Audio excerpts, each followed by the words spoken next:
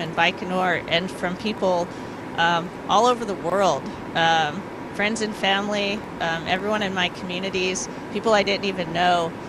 There's just this incredible rallying of support around the crew in those final few days before launch.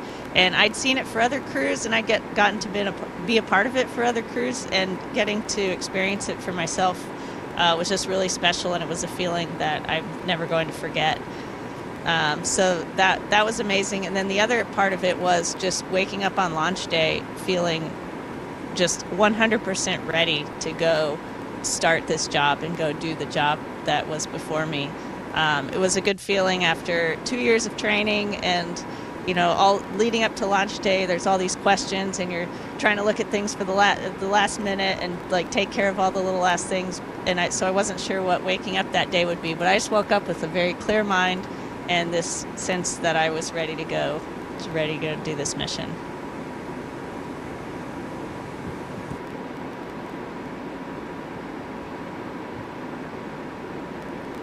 Namaste and hello, Laurel. It's great to talk to you in near real time. I am Dr. Kshitij Maul, Systems of Systems Lab member, and I work as a research scientist here. So my question for you is, NASA works very hard to prepare and train all astronauts, but not everything can be simulated on the ground. So what is one thing that you were surprised by the most when you got to ISS, even after this extensive training? Thank you.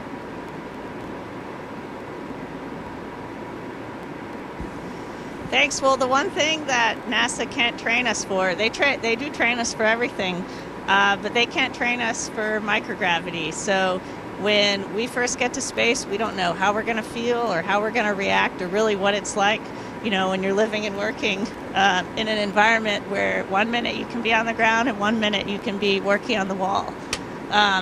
So that's been one of the most challenging, but also by far one of the most fun things about being in space is just learning how to live and work in microgravity.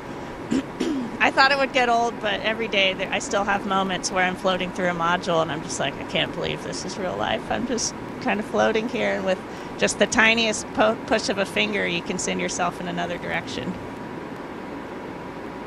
Thank you so much.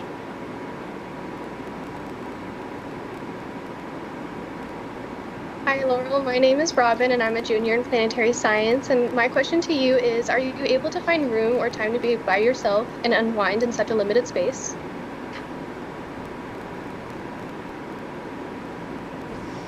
Yeah, one of the things that I really appreciate about my crew up here right now is that we all really enjoy hanging out with each other, and we have a lot of good times and good laughs together, but we also all appreciate having some personal time and alone time.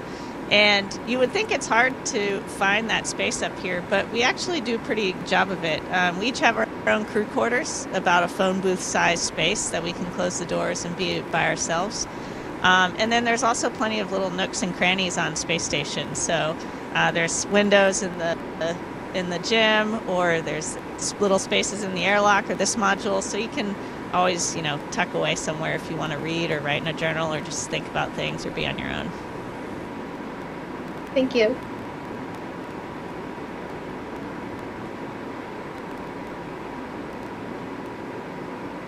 My name is Sean. I'm a graduate student in the School of Aeronautics and Astronautics, and my question is, what advice do you have for aspiring engineers?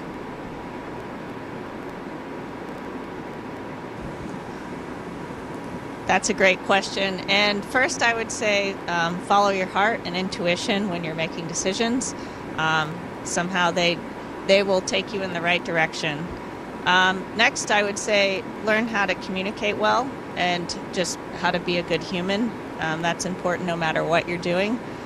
Third, I would say realize that all the greatest moments and greatest achievements in life come from a lot of time spent doing hard work, maybe struggling, and they also come with a little bit of a sense of risk.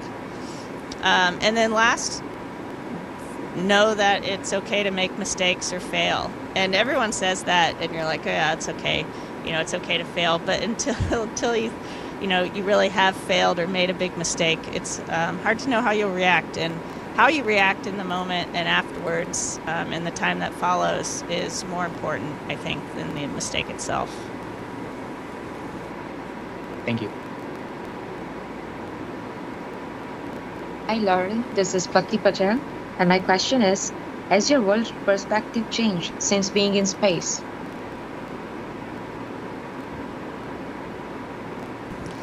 I don't think it's changed so much as just been reinforced. One of the things that I feel very deeply up here is a big sense of connection to planet Earth, both the people on Earth and also the nature that we have on planet Earth. And so the perspective that we have up here is of Earth without any borders. It looks very peaceful from here when you're looking down on her. And just that deep sense of connection is one thing that has been reinforced for me. Thank you very much. Hi, Laurel. This is Michelle Laducan, and I have a very simple question. What do you do for fun on the ISS?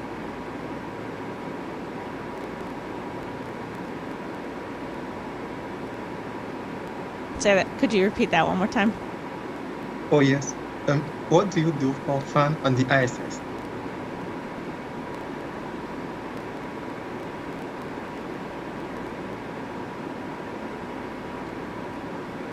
Sorry, I still didn't quite catch it. What do you do for fun on the ISS?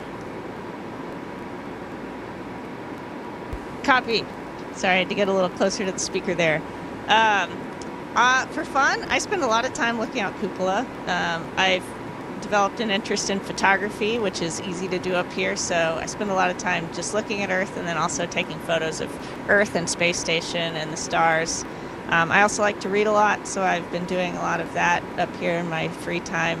Hanging out with my crewmates is something I do pretty much every evening after work, and talking to friends and family on the phone. Thank you.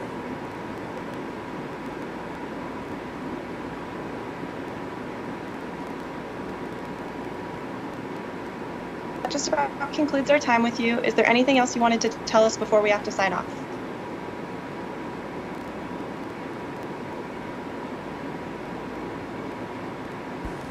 Thank you guys for speaking with me. It's a pleasure to get to talk to everyone in West Lafayette, and boiler up. Boiler up. Thank you so much, Laurel.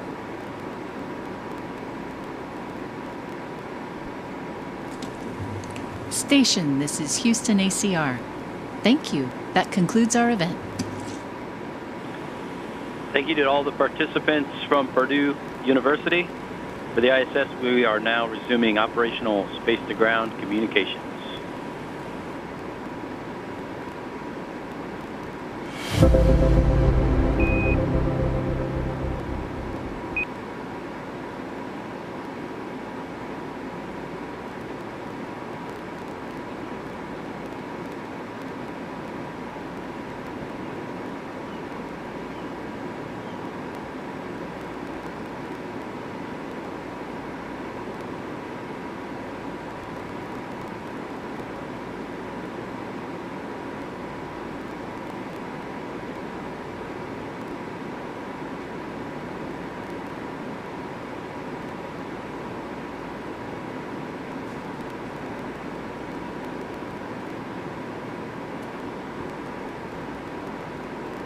Station, this is Houston. Are you ready for the event? Houston, this is Station. I'm ready for the event. KAKETV, this is Mission Control Houston. Please call station for a voice check.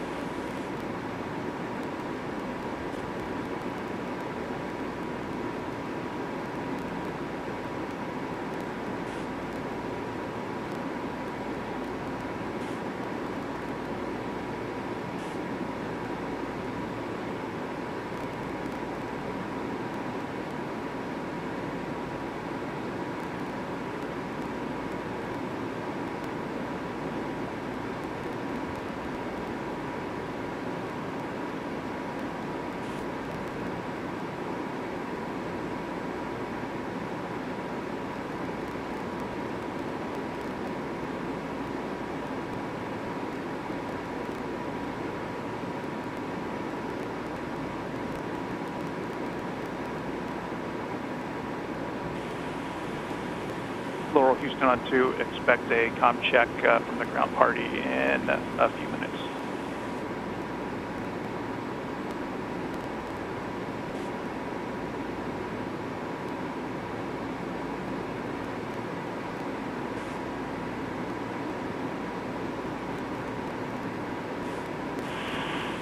Oh. Okay. Station, this is Frank Waugh with KAKE. How do you hear me? Frank, this is Laurel. Welcome aboard the International Space Station. Good morning, Laurel. Thank you so much. Good morning. Again, good morning, Wichita, Kansas. So we are in our commercial break right now, and so our actual interview will start here in just a minute and a half or so is when we'll start it. Okay, awesome. Good to know. And I'm super excited to talk to you. Can't wait. Can't wait. Hey, Jen, you're still latched on.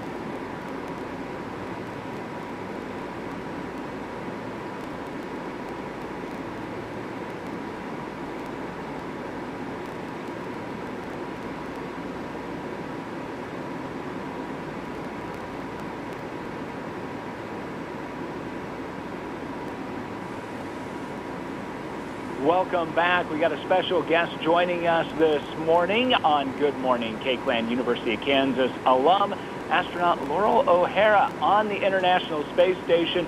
Good morning, Laurel. Good morning, Frank and Wichita. Welcome aboard the International Space Station. Well, thank you so much for having us, and thanks for this opportunity. It's great to hear from you. We talked to you before you launched to the International Space Station. Now you're there. You got to tell us a couple of things here. I'm going to give you a couple of questions since there is a bit of a delay here. Tell us about your ride up. What was that like being on the front of a rocket? And now that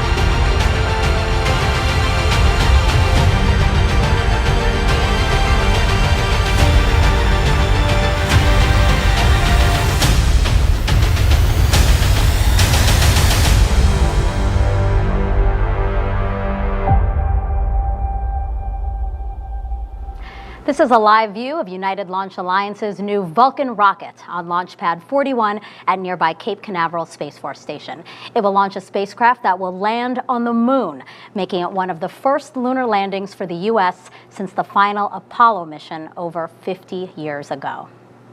Good morning, and thank you for joining us on the Space Coast of Florida. I'm NASA's Megan Cruz, and you are watching the first launch of NASA's CLPS initiative. CLPS is short for Commercial Lunar Payload Services, a model in which NASA contracts space on commercial missions to send science and technology to the moon. These deliveries will mean more exploration of the moon than ever before and will help us prepare for the first woman and first person of color to land on the lunar surface under NASA's Artemis program. For today's launch, NASA selected Astrobotic to deliver its 5 lunar instruments. This is the first mission for the Peregrine spacecraft. Today is also the first launch of ULA's new Vulcan rocket, so a lot of firsts today. Now we have a 45-minute launch window that opens at 2:18 and 38 seconds Eastern Time. But you'll notice that clock on the upper left-hand corner of your screen. It says T-minus 7 minutes. That's because the ULA team is in a planned hold. Basically, they baked extra time into the countdown to make sure everything's good for launch. You'll see that clock start to count down again when we are actually 7 minutes to the opening of the launch window. Helping me to share today's first are commentators from both our commercial partners. We have Astrobotic's Olivia Chapla, but first, let's start with ULA's Amanda Sterling with a check of how the rocket is doing. Thanks, Megan, and good morning. I'm Amanda Sterling, a structural engineer and program management leader at United Launch Alliance. I'm joining you from the Advanced Spaceflight Operations Center at Cape Canaveral. This is an exciting place to be as the ULA team counts down to liftoff of Vulcan's inaugural flight.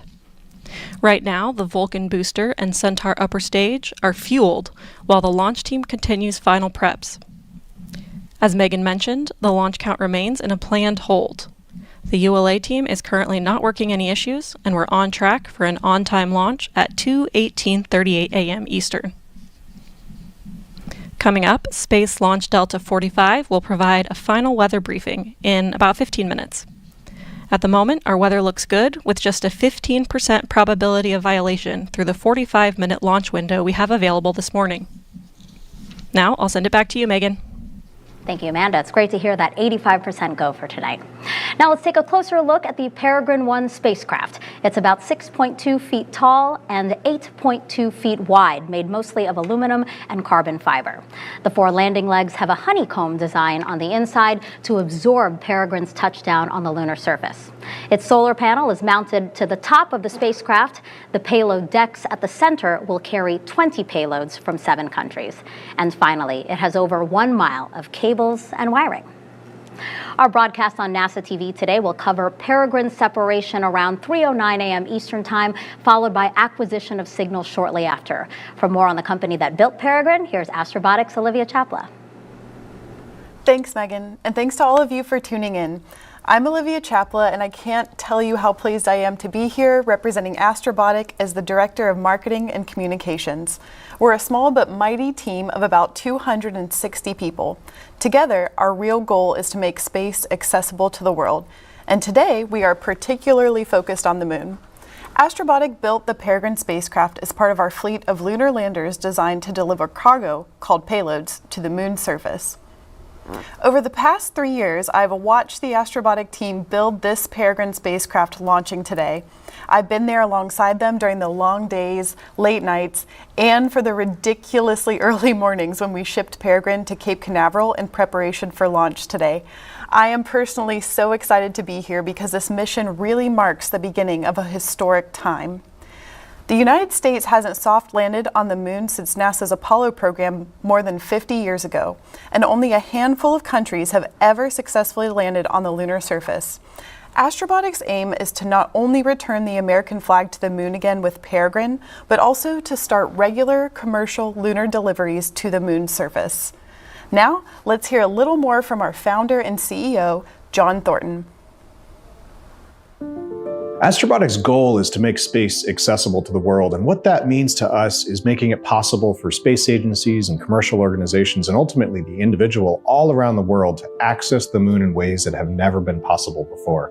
The big thing that we're known for is our 2 lunar missions to go to the surface of the moon. Our first one is about to launch, and our second one flies in 2024. Astrobotic already has a wide array of contracts from rovers and landers, and now the beginnings of power systems that can be deployed on the surface of the moon. So we are not only thinking about lunar delivery, we're thinking about the next step. We're thinking about rovers that can drive. We're thinking about power systems that can deploy and provide sustaining power at the poles of the moon. These are all of the pieces that we need, the infrastructure that we need to take our next step, to make the moon a place that we can sustain and live and have astronauts do science and exploration, and one day use the resources of the moon for in-space purposes, and perhaps eventually bring those resources back to Earth. Pittsburgh startups, and space startups in particular, are not supposed to succeed. You're supposed to be in Florida, you're supposed to be in Houston, you're supposed to be in LA, but yet here we are in Pittsburgh with our very first spacecraft on the launch pad, ready to go. We have more than a dozen instruments flying on our very first mission from all over the world. 6 new nations will touch the surface of the moon with just our first mission. This mission was done on a relative shoestring budget. This is a much more affordable mission than has historically occurred. Regardless of challenges, we have to continue to strive toward that future of making space accessible to the world, and to see what's possible when you come together to overcome the biggest challenge of all, landing on the surface of the moon. Astrobotic is among a pool of vendors that can bid on contracts for future NASA deliveries. This model will hopefully mean frequent, rapid, and affordable access to the moon. Our moon. It seems so close in the night sky, but getting there is really hard. But what if there was a way to change that? Only a few nations have successfully landed on the moon. As NASA sends astronauts back to the lunar surface, this time to stay, we will need to send science and technology instruments ahead of time to lay the foundation for human exploration. To make this happen, NASA is helping establish a commercial lunar economy. For the first time ever, there will be commercial delivery services to the moon. We are enabling American companies to send our payloads to the lunar surface for us. These delivery services will expand our capabilities for exploration, radically increasing the amount of science we can achieve. This high-risk, high-reward initiative will invest in and leverage the entrepreneurial spirit of American innovation to launch a commercial lunar marketplace, advancing technology and exploration for all of us. With this never-before-seen streamlined access to the moon, we will be able to make novel measurements and develop technologies that scientists have long wanted to do on the lunar surface. And as this new industry matures, this commercial delivery service for NASA and other customers could expand beyond the moon to other destinations in our solar system. And we can learn to live on another world because we are explorers. Flying on commercial missions will mean cost savings for NASA, as we've said, but this approach has risks. So to explain, I have Joel Kearns here. He's the Deputy Associate Administrator for Exploration in NASA's Science Mission Directorate. Good morning, Joel. Hi, good morning, Megan. So talk to me about why we want commercial companies sending our science experiments. Why don't we send them ourselves? Well, you know, NASA is really good at sending robotic science probes throughout the solar system, but it takes a lot of effort, it takes a lot of time. And for our big push to do science and technology on the moon as part of Artemis, we wanted to take a new approach. We wanted to tap into the new ideas, the entrepreneurial spirit, and all the engineering innovation that these small companies and startup companies bring in the United States. We think they can help make the overall moon effort much better. But isn't it riskier for us to depend on others versus us doing it ourselves? You know, there is a different level of risk that we all had to understand and agree to when we started down this. Like I said, we understand how to do robotic science missions at NASA, but we do know that these companies have a lot of good, interesting ideas. By partnering with several different companies for different lunar landing missions, we get to see all their individual strengths, their different technical approaches, but at the same time, we don't get the level of information and we don't have the level of control or direction that we're used to having at NASA. But we think that trade is really worth it. But why is it so important for us to send science before we send astronauts? We didn't do that before with the Apollo program.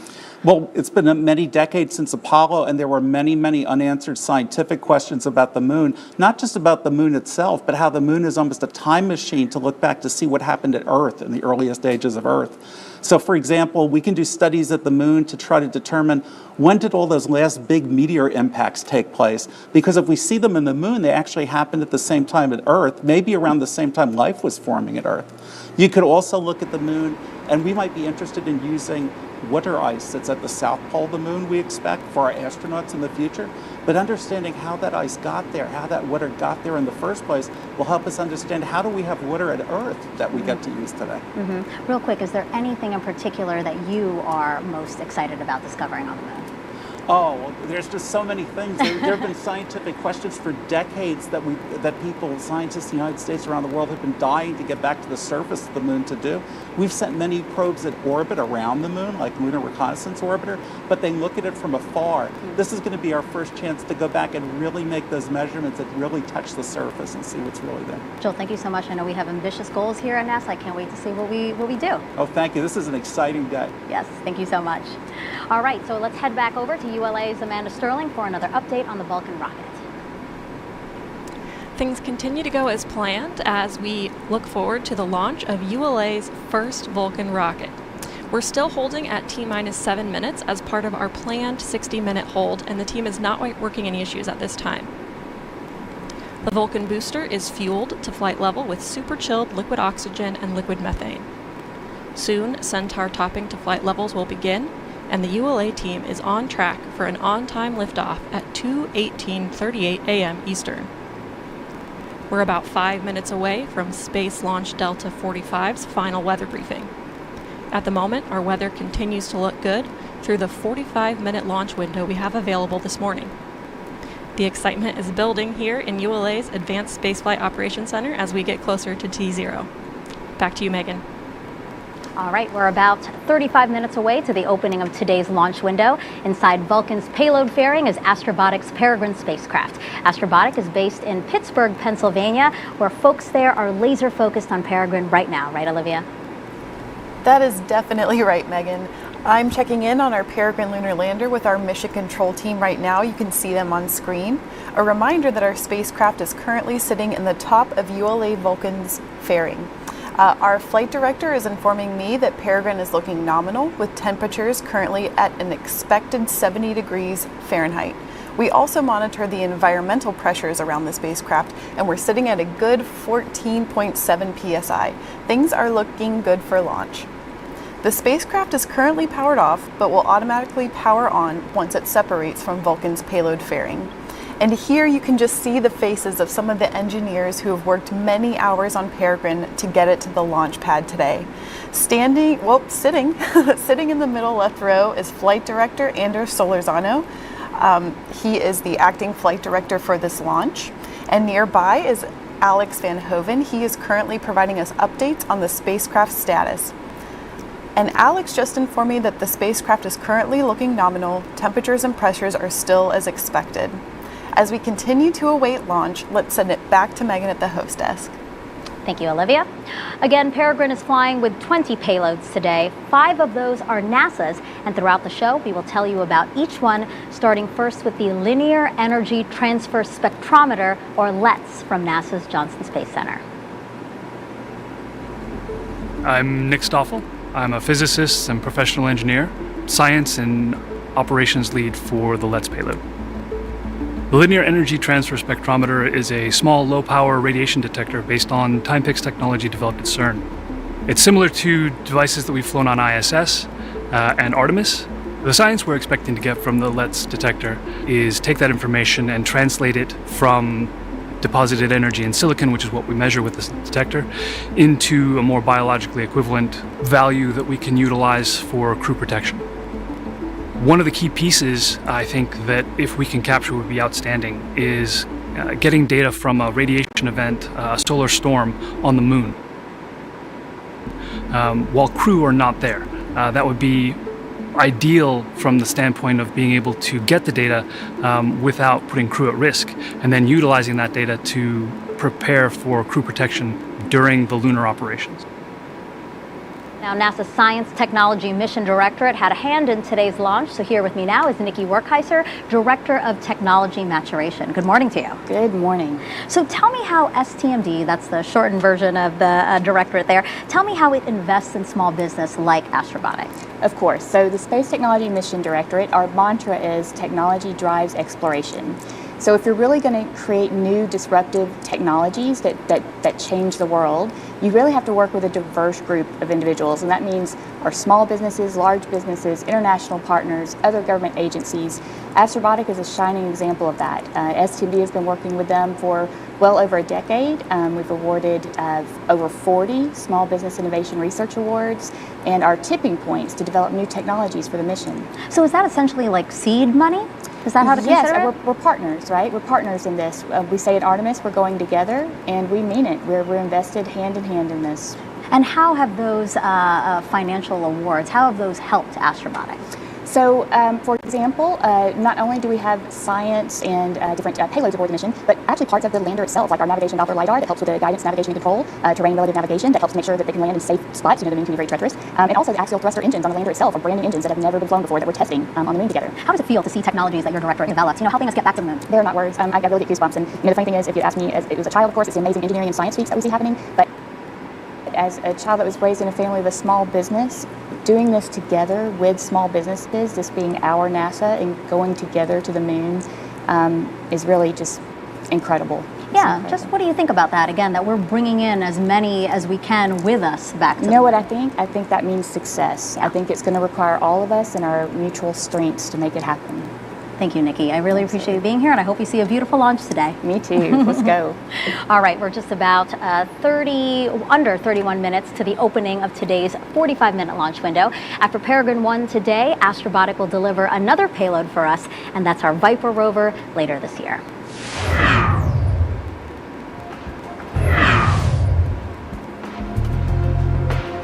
Right now, teams across NASA are busy working on Viper, another important lunar delivery. Viper is short for Volatiles Investigating Polar Exploration Rover. But what are volatiles, and why is NASA looking for them? Volatiles are substances that easily evaporate. And one of the most important volatiles NASA is trying to map on the moon is water. Water is critical for deep space exploration because you can drink it, but also turn it into oxygen for breathing and hydrogen for fuel. NASA has selected Astrobotic for Viper's lunar delivery under CLPS, or the Commercial Lunar Payload Services Initiative.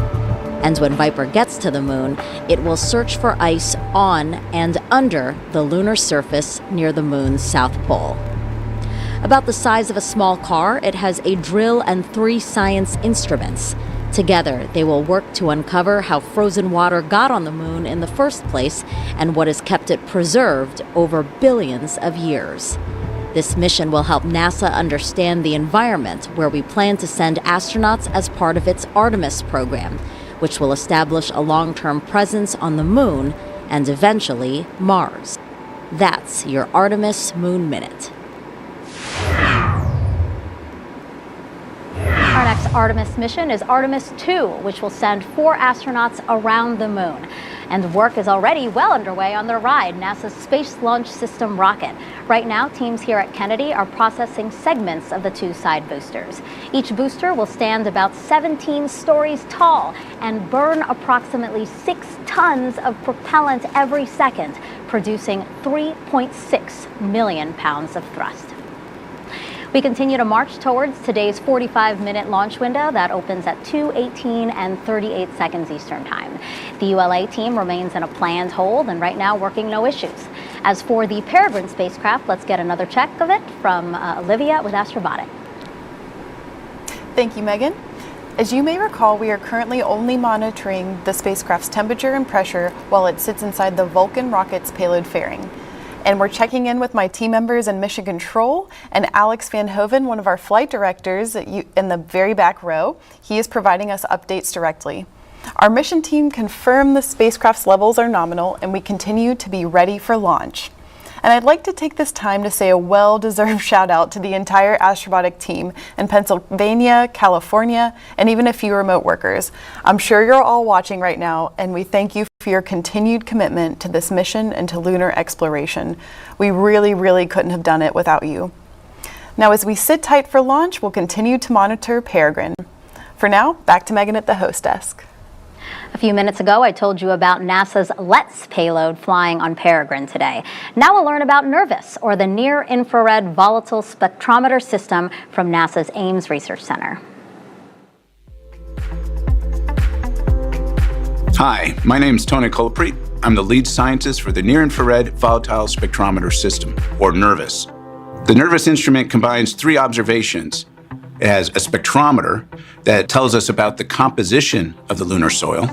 It has a high-resolution camera that tells us about the fine-scale structures of that soil. And it has a temperature measurement that tells us the temperature of the lunar regolith. NIRVIS combines all these 3 measurements to help us better understand the compounds that are on the surface of the moon. Particular compounds we're interested in are volatiles. A lunar volatile is a compound that is very sensitive to temperature. At low temperatures, it's solid. At high temperatures, it's a vapor. Water is a good example of a lunar volatile. We believe water is manufactured in sunlit regions of the moon, either through solar wind or through micrometeoroid impacts, and then migrates to the poles of the moon where it's captured into dark, permanently shadowed craters. If there is water at the poles of the moon in substantial quantities, that might be of incredible importance and use to human exploration going forward. Now, we still have 3 more NASA payloads to tell you about, flying on NASA's first commercial lunar payload services launch. But now we want to turn the broadcast over to ULA. Amanda Sterling will walk us through the rest of the Vulcan rocket's inaugural flight through launch and ascent. And then Olivia and I will be back around 15 minutes after liftoff to continue monitoring Peregrine. ULA will join us in just a few seconds.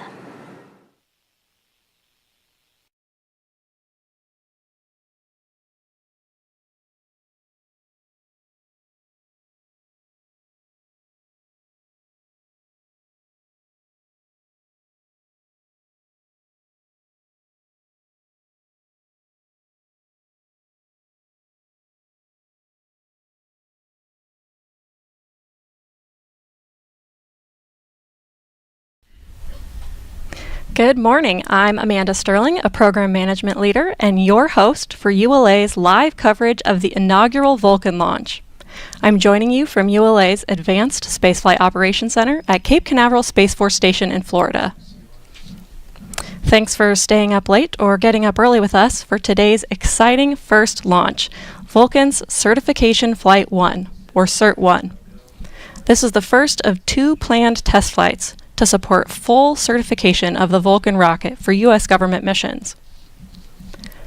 On board the Vulcan rocket today is Astrobotic's Peregrine commercial lunar lander on a mission to intercept the moon, and the Celestis Memorial Spaceflight payload Enterprise, flying to deep space with the Centaur upper stage. Liftoff is scheduled for 2:18:38 a.m. Eastern, and we have a 45-minute launch window this morning. In addition to watching our webcast, you can also follow the live mission progress at ulalaunch.com. About 30 minutes ago, the count entered a 60-minute planned hold. We have 2 planned holds in our launch count, which give our team additional time to resolve any issues prior to entering the terminal count. At this time, the team is not working any issues, and we're proceeding towards an on-time liftoff. We're excited to partner with NASA on today's live broadcast. Together, we'll be continuing our coverage through end of mission.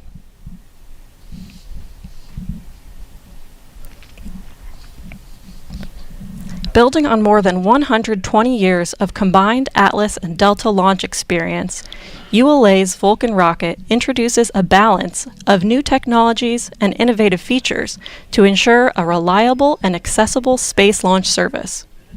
Let's hear more about this incredible launch vehicle from ULA Business Development Director Tom Burkholder and Vulcan Chief Engineer RJ Sansom. So RJ, can you discuss a little bit of the when you began the design of Vulcan and what that meant? Yeah, when we started the design of Vulcan, we were looking at our national security space customer and designing a launch system that would meet their needs. And we focused on being able to provide lift for the most difficult, stressing mission, which is a high-energy mission. We designed a launch system that's flexible. We have the ability to add solid rocket boosters, take them off, to tailor the performance that we need for that particular customer's mission. We have an extremely capable upper stage in the Centaur 5 that provides performance that exceeds all the capabilities that our customer needs. And in the end, we've got a launch system that exceeds all of our national security customers' requirements and enables us to provide performance for commercial customers or other customers that will meet their needs now and into the future. That's great. And as we look at how the customer received that vision, we definitely saw that they were aligned with it as they contributed to the development from the Space Force to NASA and commercial customers. And so I was wondering if you could also talk on the partnerships that you had in the development. Yeah, from the beginning, we partnered with industry partners who have expertise and capabilities to help us bring new innovative technologies, as well as to leverage existing technologies. So we brought a very capable yet new design forward that was a low-risk option. We partnered with Northrop Grumman on development of new solid rocket boosters. The first variant of that flew on Atlas with a tailored version that was tailored to provide specific performance for Vulcan. We partnered with Rocketdyne on development of RL-10 and implementation on that, again, first flight on Atlas and then flying again on Vulcan. partnered with Beyond Gravity on composite structures, and then we partnered with Blue Origin to develop a new main stage propulsion system, the BE-4, the first Oxford stage combustion engine developed domestically. So, industry partners brought a lot to the table for us. That's great. And then as we look at what this has meant to the market, it's been fantastic. And I was wondering if you could share with me how the Vulcan design has evolved as we've started to look at the commercial market with Project Kuiper. Yeah, we had a really capable launch system to start with, and as we looked at the commercial market and the focus on LEO, we decided that a small change to our design, a small change to the upper stage would give us increased performance and ability to lift more spacecraft to the low Earth orbit and really position us well for supporting the Kuiper contract and our Kuiper customer. Yeah, and the result of that was the largest launch contract ever. And so with that, Vulcan has positioned ULA to help support national security, NASA, and our commercial market. So we're very excited about the future. Go Vulcan, go Centaur, go Cert-1. I'm now joined by ULA President and CEO Tori Bruno. Tori, thank you so much for joining us on this monumental day. I've been a part of the Vulcan team for a number of years, so I know how focused the whole ULA team has been. Can you talk a little bit about the teams that came together to design, build, and now launch this rocket? I am so proud of our people, and I think we had exactly the best possible team. We've got folks that designed rockets before, like Atlas and Delta, but we also have the majority of our team, people like yourself, that are earlier in their career, know the new tools, aren't sort of handcuffed by some of the conventions that we used before, and can do really creative and innovative work while also not making the mistakes of the past. Absolutely, and Vulcan is such a unique rocket. What are you most proud of about this vehicle? I'm really proud of the fact that we still service the high energy marketplace, a unique thing that is really important to our nation's security, that no one else has an architecture that will do that, while at the same time breaking all the rules and having the dial-a-rocket architecture that gives it the flexibility to reach down into that LEO marketplace and be very competitive there as well. Absolutely. So we're getting pretty close to liftoff now. How do you expect to feel watching the Vulcan rocket lift off for the first time? Tremendous excitement and anticipation. I got to tell you, I've done over 400 launches. They're all the same. I always get butterflies. This one's really special because of what it means to our country, to our customers, and to the team that has worked so hard, including you, Agent Sterling. Well, thank you so much for joining us. We'll let you get back to it so you can make sure you watch liftoff, and let's go. Go Vulcan. Thank you.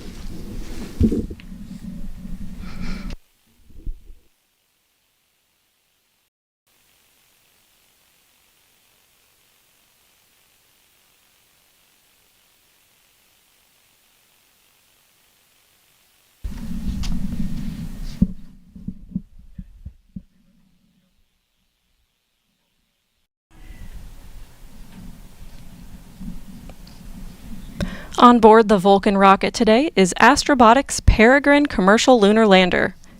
Peregrine is the first spacecraft in NASA's new CLIPS initiative to have American companies send its science experiments to the moon.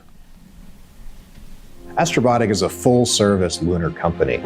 It starts with our terrestrial testing and development services that can build and test propulsion systems on Earth, to the sensors that make precision landing possible, to our rovers that will deploy down on the surface of the moon. The big thing that we're known for is our 2 lunar missions to go to the surface of the moon. Our first one is about to launch, and our second one flies in 2024. The Peregrine mission is important because it's among the first commercial missions to return to the surface of the moon. This is the dawn of a new era of affordable, routine, regular access to the surface. Peregrine's development was a years-long process that included many people, like engineers, welders, and technicians, who designed and built the spacecraft.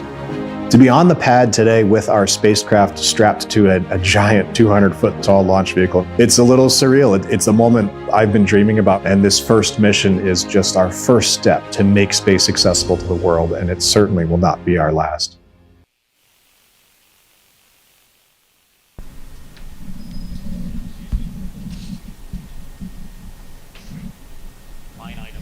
Cert-1 has been disabled.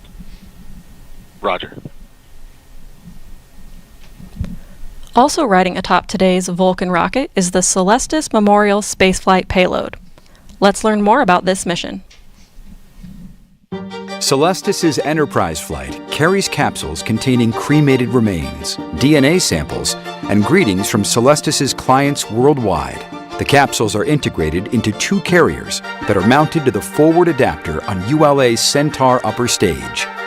The carriers will remain affixed to ULA's Centaur as it travels into a heliocentric orbit around the Sun, where it will remain for eternity. The Enterprise flight is Celestis' first deep space mission.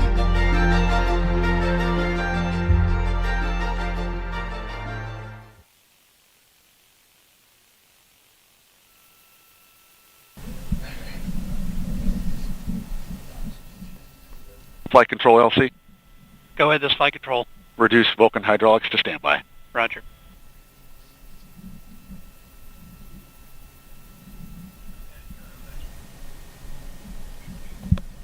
Today's rocket includes the American flag across the inner stage, as well as logos on the payload fairing representing ULA, Vulcan, and Astrobotic. While this is the inaugural launch of the Vulcan rocket, the Cert-1 flight test marks ULA's 159th launch. Let's learn more about this innovative new rocket. Designed by ULA's engineering team and built by our skilled technicians, the Vulcan rocket, once fully stacked, stands 202 feet and weighs nearly 1.5 million pounds fully fueled. Vulcan's first stage is built using lightweight, machined and bump-pressed orthogrid aluminum panels to form the liquid propellant tanks. Once formed, tanks are joined together using circumferential friction stir welding before heading to the paint booth. Prior to mating to the booster, the BE-4 engines are individually hot-fired. At the base of the rocket is the Vulcan booster, powered by twin BE-4 engines. For additional thrust at liftoff, solid rocket boosters, or SRBs, are attached to the rocket. Atop the booster is ULA's ultra-thin stainless steel Centaur upper stage, powered by 2 RL-10C engines. Spacecraft are encapsulated inside a protected 5.4-meter diameter payload fairing. With production complete, the rocket travels from the ULA factory in Alabama to the launch site in Cape Canaveral on ULA's rocket ship. Once in Florida, ULA's launch operations team begins a series of events leading to today's countdown. The process begins by lifting the 109-foot booster onto the newly constructed Vulcan Launch Platform, or VLP. For missions requiring additional thrust at liftoff, SRBs are attached to the side of the booster. Then, following interstage mate, the Centaur upper stage is transported to the VIF and lifted into position. Lastly, the encapsulated payload fairing is lifted and mated to the Vulcan rocket. Once fully assembled, the launch countdown begins, with moving the rocket from the VIF to the pad. Riding atop the VLP, Vulcan's trip to the pad is about 1/3 of a mile. Weighing in at approximately 2 million pounds, the VLP supports the rocket and contains air conditioning, electrical, and commodities lines. Throughout the 20-minute trip, a support van leads the move, followed by the payload van, providing communication with the spacecraft, while the ground van provides support to the rocket. Trackmobiles at the rear power the nearly 3 million pound convoy, which also includes an environmental control system, providing air conditioning to the payload and rocket, as well as a backup generator. With the rocket on the pad, the launch team transitions to fueling and other final preparations. Launch. Maintain operational silence in the LCC. Go, LOX 2. Center LO2 at flight level. Roger. Terminal count briefing. If a condition exceeds a launch constraint, anytime after the terminal count status check, the observer shall announce hold, hold, hold on channel 1, identify their station, and briefly state the reason for the hold. RLM, verify redline monitor and event table on the correct configuration for terminal count. Verified. As we approach the terminal count pole, let's check in on today's weather. The Space Launch Delta 45 forecast for this morning's launch is looking good. The probability of violating launch constraints is 15%. Ground winds are 15 to 20 knots out of the north, and the temperature is 57 degrees Fahrenheit. The primary concern for launch is the thick cloud layers rule. L minus 11 minutes.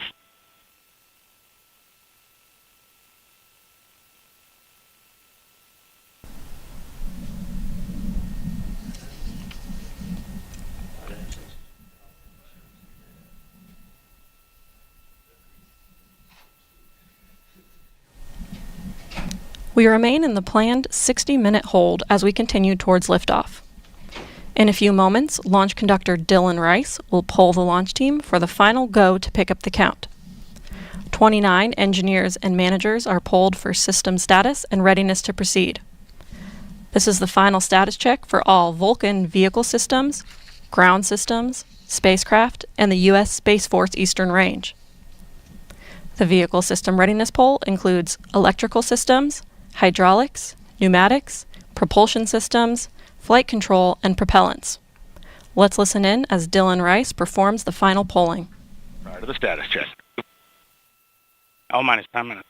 Status check to proceed with terminal count, Vulcan systems, propulsion. Go. Hydraulics.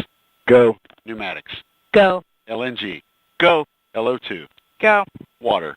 Go. Centaur systems, propulsion. Go. Pneumatics. Go. LO2. Go. LH2. Go. Gas. Go. Electrical systems, airborne. Go. Ground. Go. Facility. Go. RFFTS. Go. Flight control. Go. GC cubed. Go. Operation support. Go. COM. Go. Umbilicals. Go. ECS. Go. Red line monitor. Go.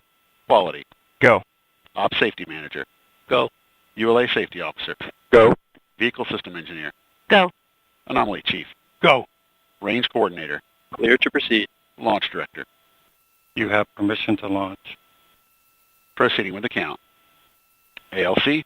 Verify T0 is set for 071838 Zulu. Verified.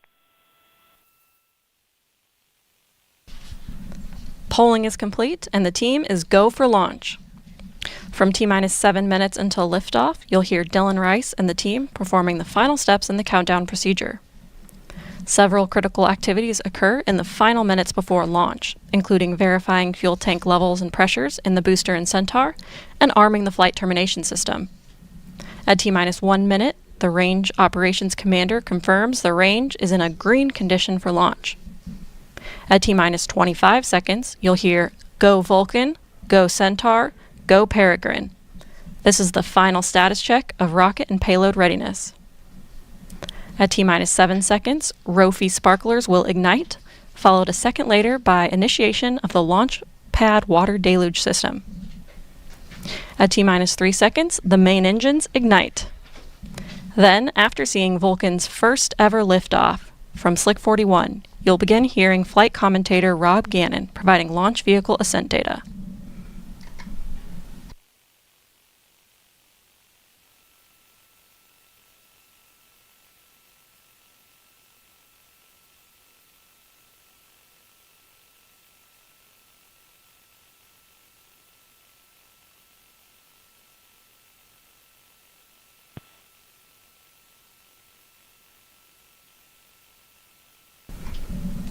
This is Vulcan Mission Control at T-minus 7 minutes and holding. We anticipate releasing the hold in just a few moments.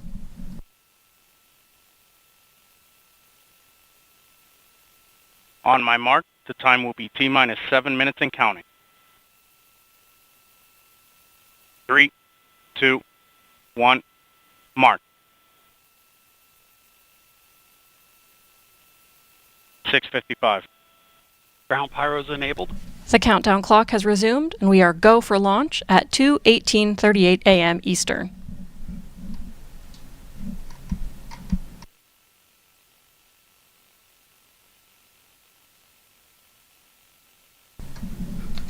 After liftoff, ULA's Vulcan rocket will head east from Space Launch Complex 41. Here's a look at today's ascent.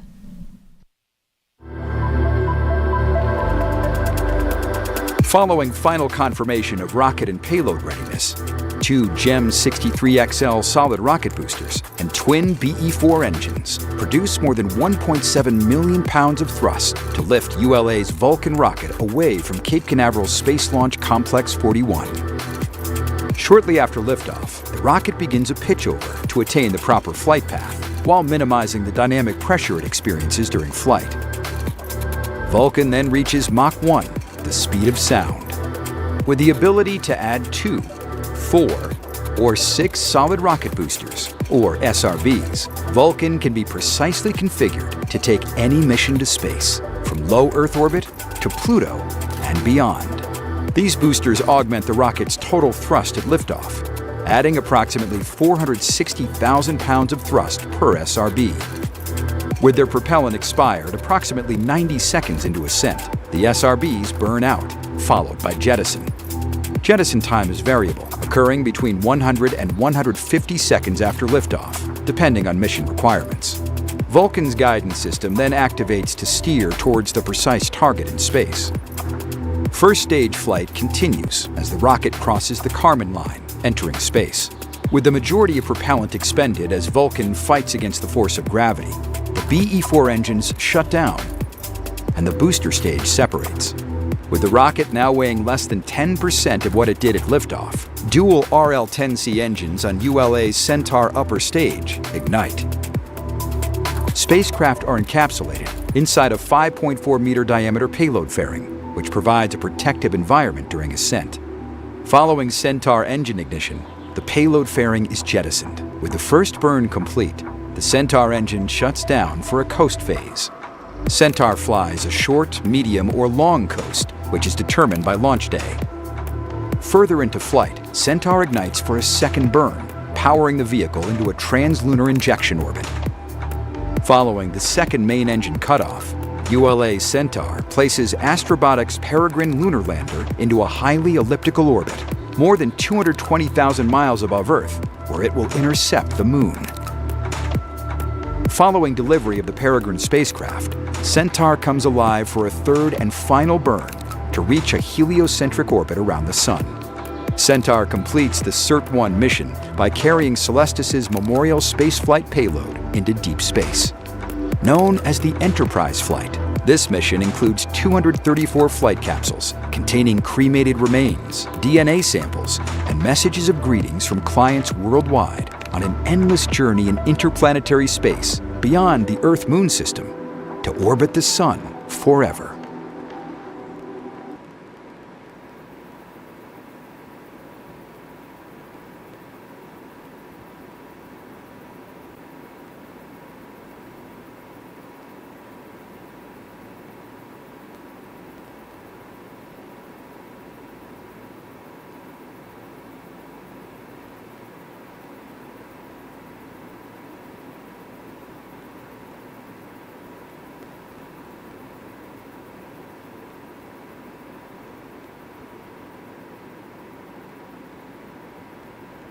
$249.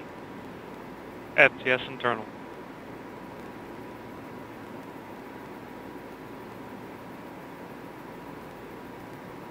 $238.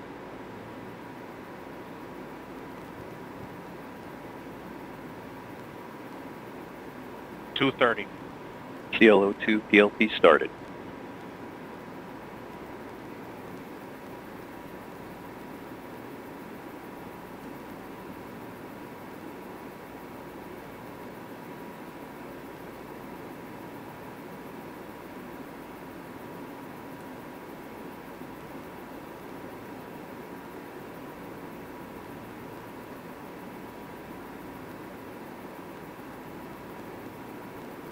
$159. Vehicle internal. T-minus 2 155. minutes. The launch vehicle, payload, ground systems, and eastern range are go for launch. For those of you just joining, I'm Amanda Sterling, and I'm your host for today's live coverage of the inaugural Vulcan rocket launch. The team is not working any issues, and we're on track for an on-time liftoff at 2:18:38 a.m. Eastern Time. FCS arm.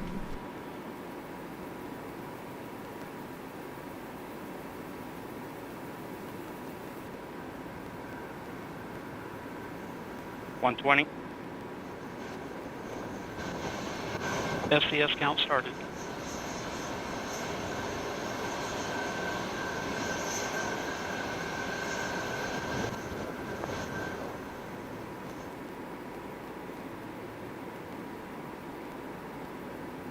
One minute. T-minus 1 minute. Range status. Range green.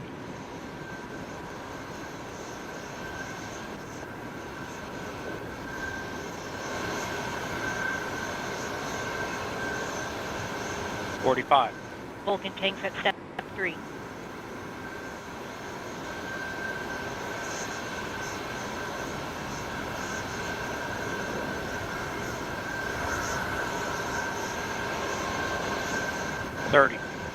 BE4 start box, go.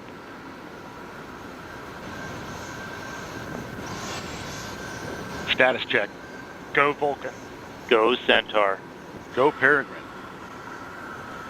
15. Then T-minus 10, 9, 8, 7, 6, 5, 4, 3. We have ignition. And liftoff of the first United Launch Alliance Vulcan rocket, launching a new era in spaceflight to the moon and beyond. engines operating. 2 good SRBs, hitting peak pressure on the SRBs. Everything looking good.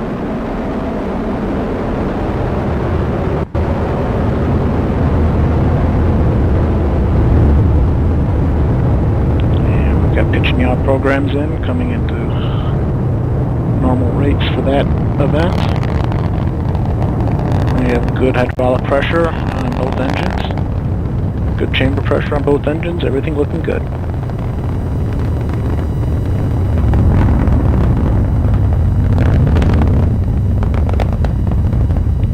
Coming up on 60 seconds into the flight, everything looking good. 2 good engines, 2 good SRBs. Body rates look good, nice and smooth. And we've hit our first throttle point on the BE4s, everything looking good. And we have passed through Mach 1, we are now supersonic, coming up on max Q. We've had max dynamic pressure, everything looking good, we're rolling off on the SRBs. And we have cutoff on the SRBs, coming up on jettison in approximately 30 seconds.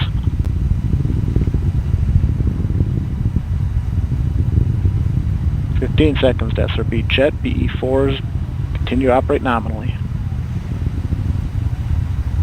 Seeing expected PU activity on the booster mains. And we have separation of both SRBs, everything looking good, BE4s continue to operate normally. Coming up on 2 minutes into the mission. We are now 17 miles in altitude. We just heard confirmation of solid rocket booster jettison. We have about 3 minutes until we reach our next mission event, booster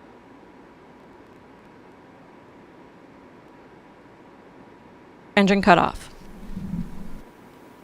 And we see booster PU correcting towards a nominal MR, everything looking good. Both engines continue to burn normally.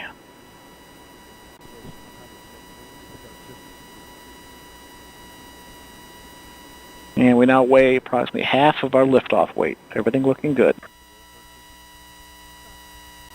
And we fired the power valve, activating the reaction control system on the upper stage. Pressures are rising. As expected, PE4 continues to operate normally.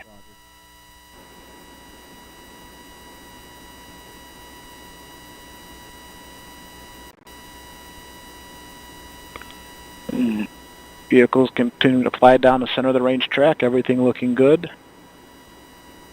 33 miles in altitude, 52 miles downrange, traveling at 4,000 miles per hour.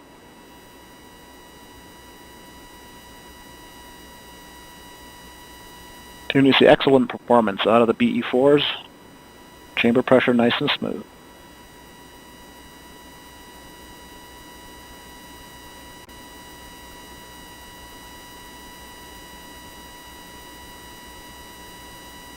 Vehicle steadily accelerating, a little over 2 Gs at this time.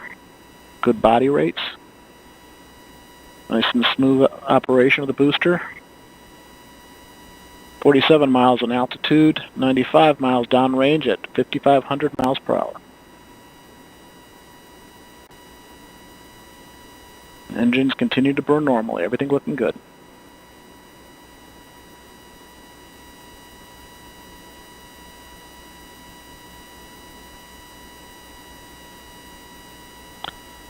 And the vehicle now weighs 1/4 of its liftoff weight as we pass through the Kármán line. Next mark event we're looking for is boost phase chill down on the Centaur main engines.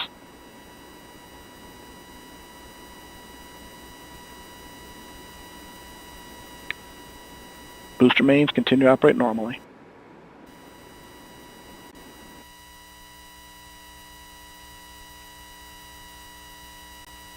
And we've begun boost phase chill. Housing temps are dropping as expected.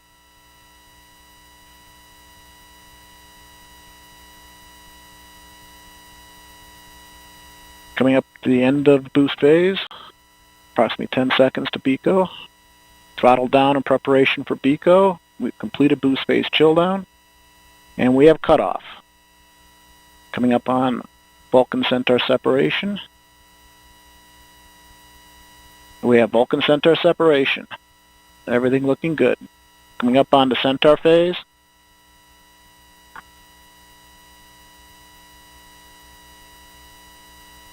And experiencing a bit of data loss here. We've recovered the data. It's like Centaur engines are up and running normally, good steady state pressure, and we've just jettisoned the payload fairing. 2 good brake wires.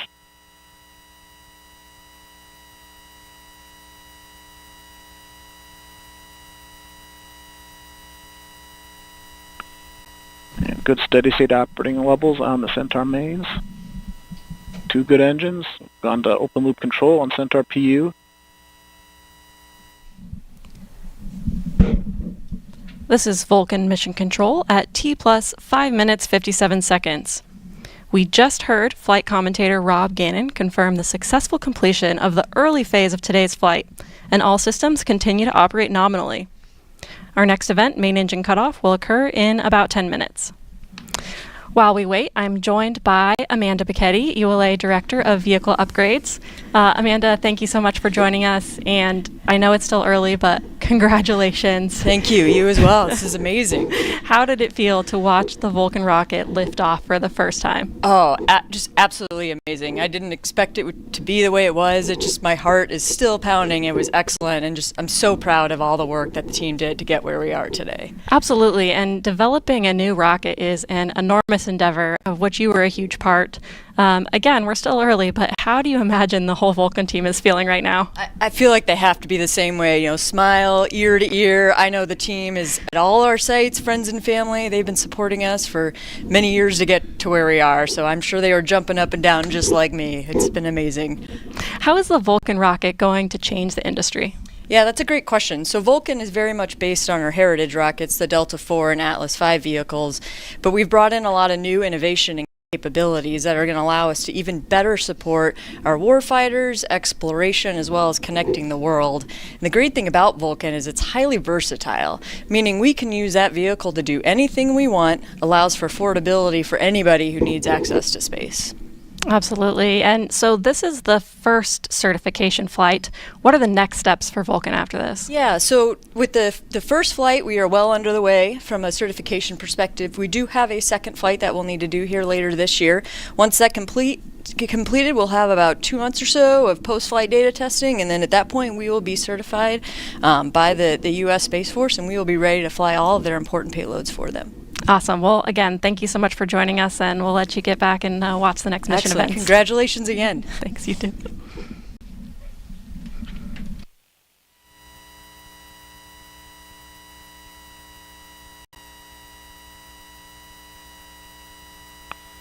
Coming up on 500 seconds into the mission, everything's looking good.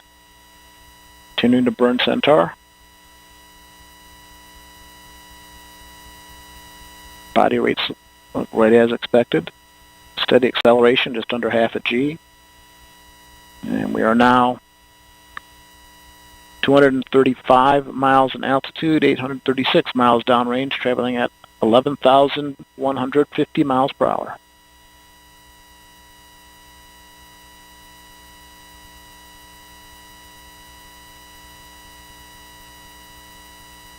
Continue to see nominal performance from Centaur.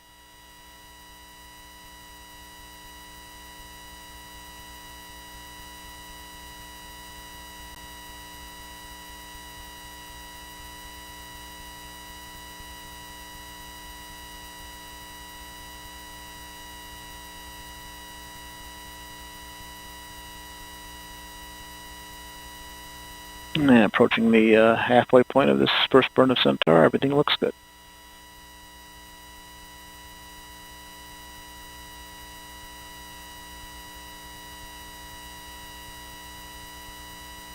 We're now 1,000 miles downrange, traveling at 11,500 miles per hour.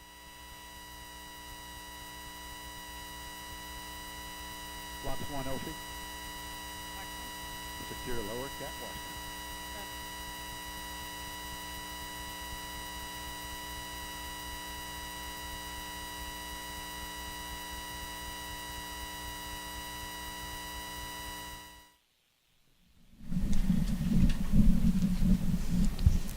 This is Vulcan Mission Control at T plus 10 minutes 7 seconds. Our next event, main engine cutoff, will occur in about 5 minutes. While we wait, I'm joined by Eric Monda, part of ULA's mission design team. Eric, thanks for joining us. Hi, Amanda. Thank you for having me. Of course. So we're still pretty early in this flight today, but can you tell us how the data's looking so far? Yeah, absolutely. So I just want to say that it was so exciting. I ran outside so I could watch this thing lift off, and that was so cool after so many years of development to watch this thing fly. That was fantastic. Absolutely, I bet. Yeah. So what is the data showing us so far? Yeah, absolutely. So I've had a very quick look. Obviously, we're very early in the flight still, but I've taken a look at the SRB performance as well as the booster performance so far, and everything looks just spot on, just perfect.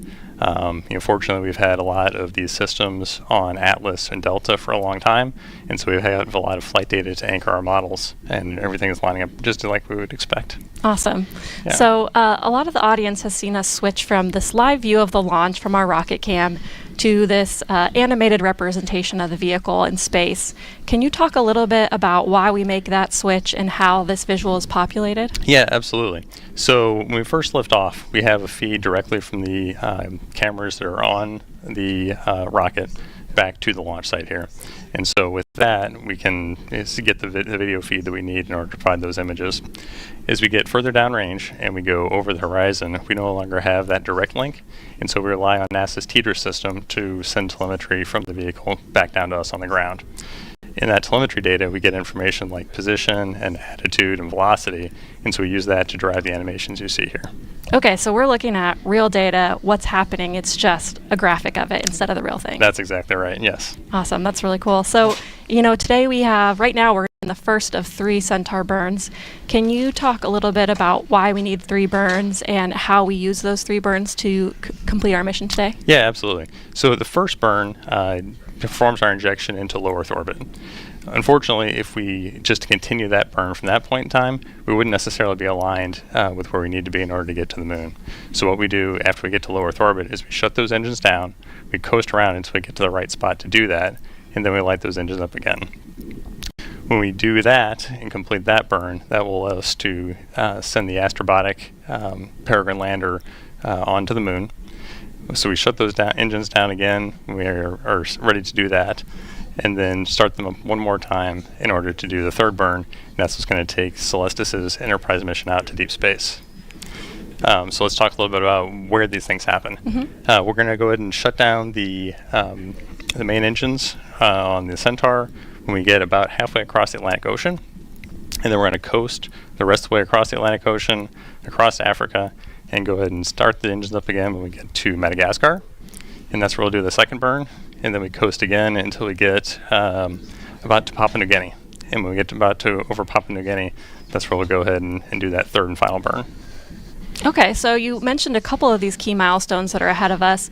What can everyone expect to see as far as the timeline of these mission events as they continue watching today? Yeah, absolutely. So looking at the clock right now, looks like we've got About 2 minutes, a little over 2 minutes left here in the first burn of the upper stage.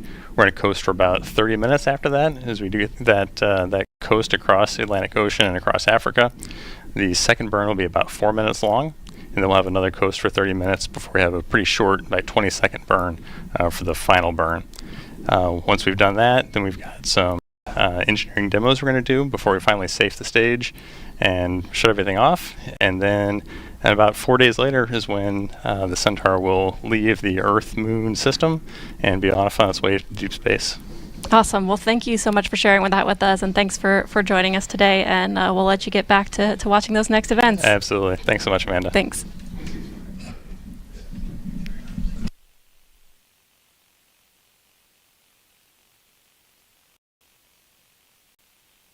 PU system is steadily making the correction down to a nominal MR.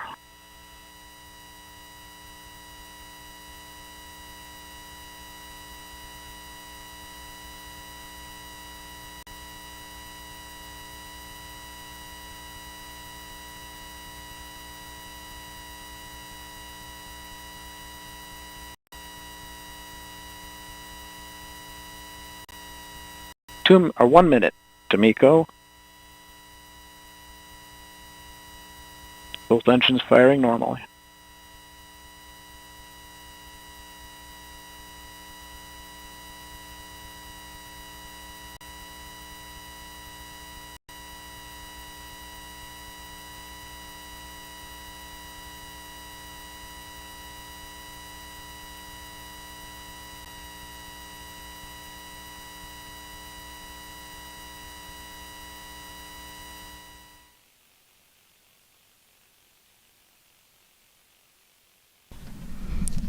This is Vulcan Mission Control at T plus 15 minutes 30 seconds.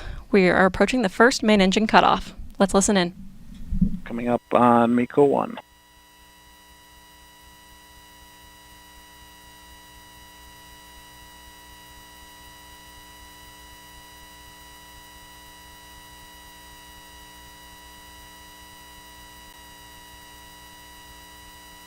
Gone to open loop control on MECO. We have cutoff. Both engines show normal shutdown signatures. We have settling established, 85% duty cycle. We are now in a 27-minute, 51-second coast duration to second burn of Centaur. This is Vulcan Mission Control at T plus 16 minutes 20 seconds. We just heard flight commentator Rob Gannon confirm successful cutoff of the first main engine, and all systems continue to operate nominally. Our next event, Main Engine Start 2, will occur in about 27 minutes. At this time, we'll pass the broadcast back to the NASA team to continue with mission coverage through the coast phase. We'll join you back in as we approach the separation of the Peregrine spacecraft. Over to you, Megan. Thank you, Amanda. Congratulations to you and the ULA team so far.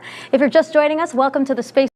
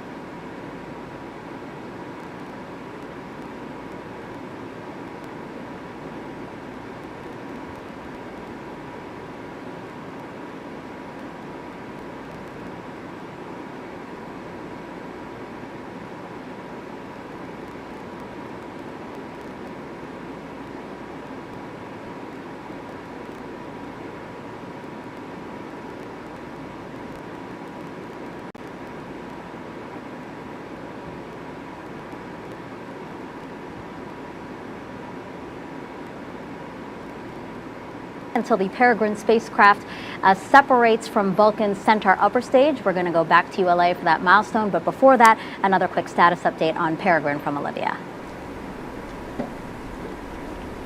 Thanks, Megan.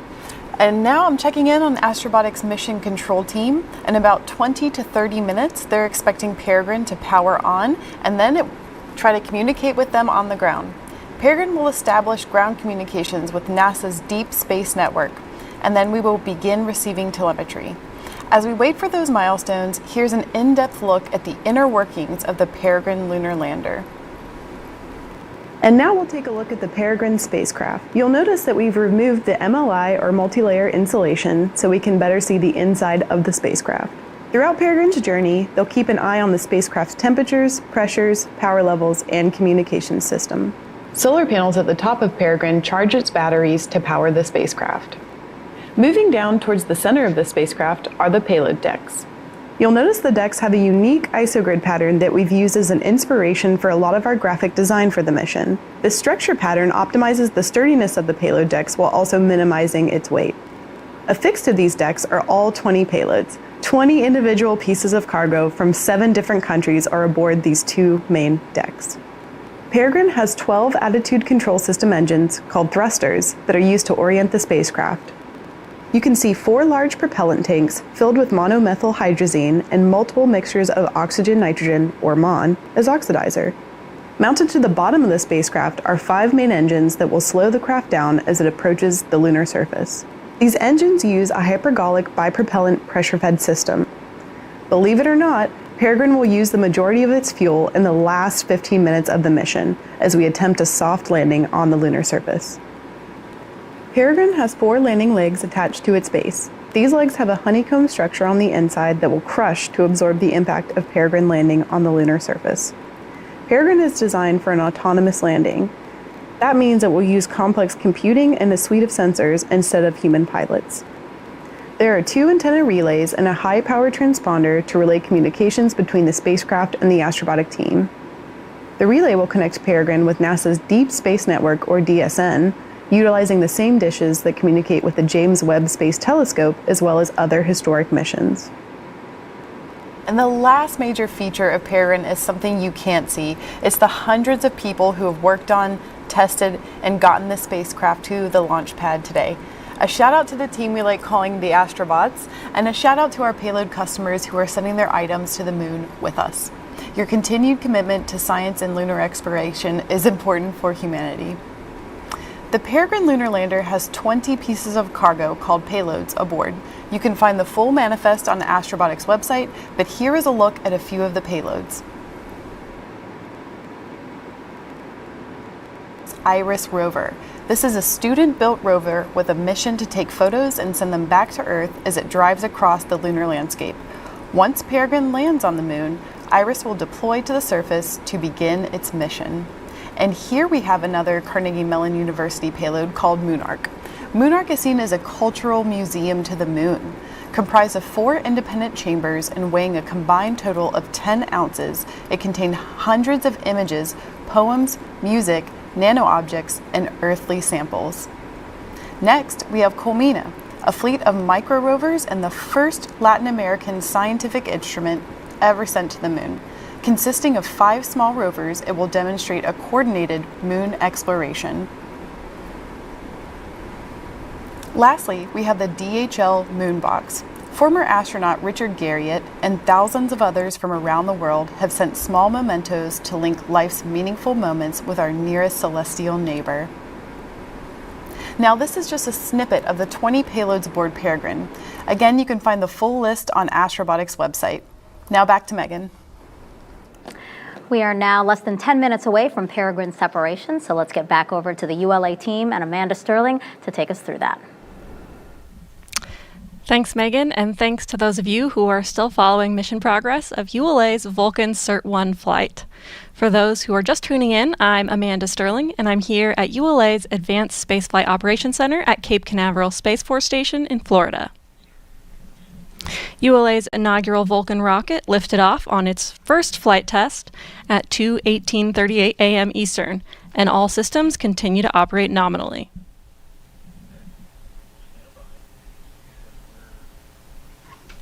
4-minute, 1-second burn.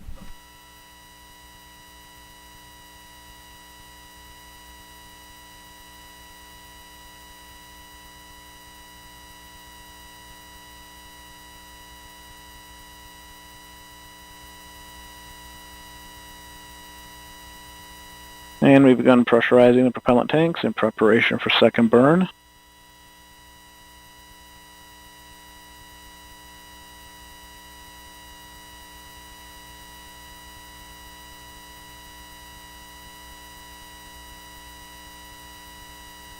Coming up on LH2 pre-start.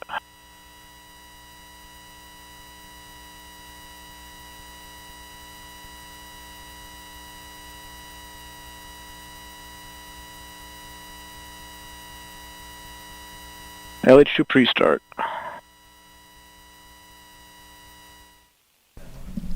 This is Vulcan Mission Control at T plus 43 minutes, 8 seconds. Coming up next is the second main engine start of ULA's Centaur upper stage. Let's listen in. Let's change to the start position, everything looking good.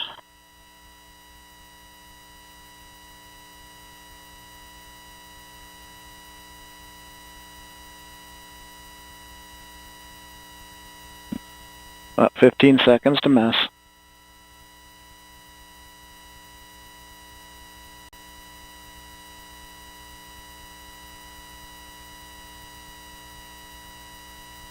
We have ignition, full thrust, 2 good engines.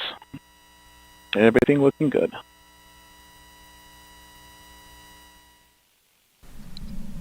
This is Vulcan Mission Control at T plus 43 minutes, 57 seconds.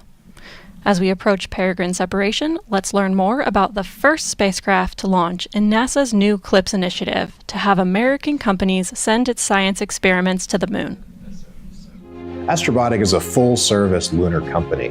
It starts with our terrestrial testing and development services that can build propulsion systems and test propulsion systems on Earth, to the sensors that make precision landing possible, to our rovers that will deploy down on the surface of the moon, to one day our power systems that will deploy on the moon and provide sustaining power for infrastructure on the surface. Astrobotic is in all of those businesses, and we are in the business of making space accessible to the world, and the moon is just the beginning. The big thing that we're known for is our 2 lunar missions to go to the surface of the moon. Our first one is about to launch, and our second one flies in 2024. The Peregrine mission is important because it's among the first commercial missions to return to the surface of the moon. This is the first time as a nation going back since Apollo. It's the first time for 6 nations that could land on the surface of the moon with our mission. This is the dawn of a new era of affordable, routine, regular access to the surface. What that means is our nations and world scientists can access the moon on a routine, regular basis. They don't have to wait for the culmination of their career for one single super mission. They can go back again and again and again. It's the beginnings of learning about the resources on the surface of the moon, and potentially one day turning those resources into something that we can use in space, and maybe one day return back here to Earth. Peregrine's development was a years-long process that included many people, like engineers, welders, and technicians, who designed and built the spacecraft. Landing a spacecraft on the moon is very complex. The team worked long hours to get Peregrine to the launch pad.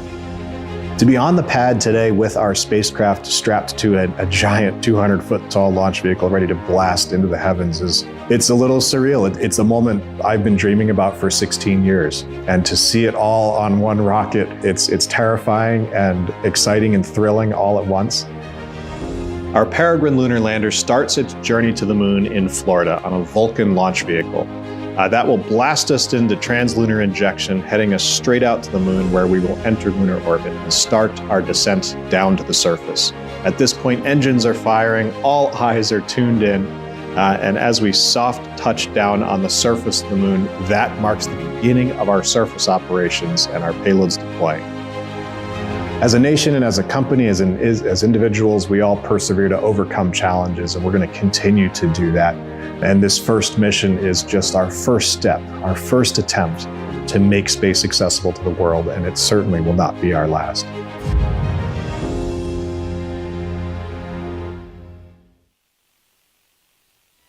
Pressures.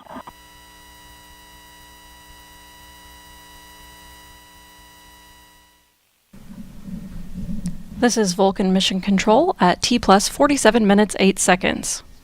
We're a few seconds from the second main engine cutoff. Here's Rob Gannon. 30 seconds to nominal MECO.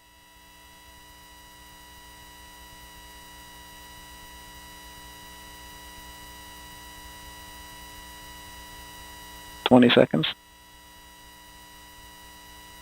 And we're going to open loop on PU. Coming up on cutoff. We have cutoff. Everything is looking good. And we are now in a 2-minute 49-second coast phase of spacecraft separation. And we've got full settling going after MECO. And we're reorienting to spacecraft SEP attitude.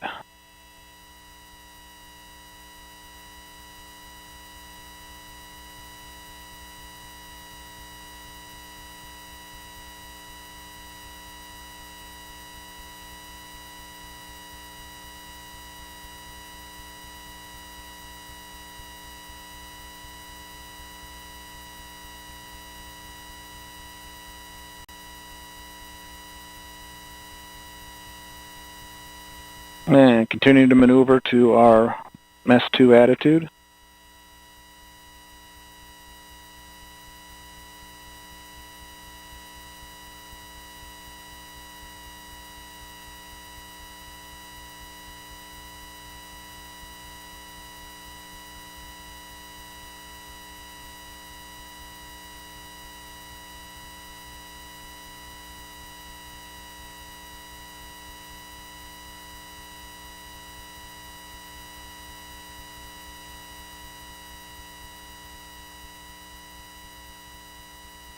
And we're inside a minute and a half to spacecraft separation.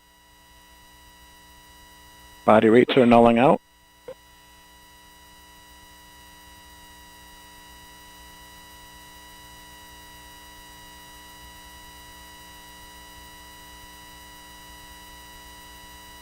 And this mission does call for a roll spin for spacecraft separation of 0.5 degree per second. We'll be starting that maneuver shortly.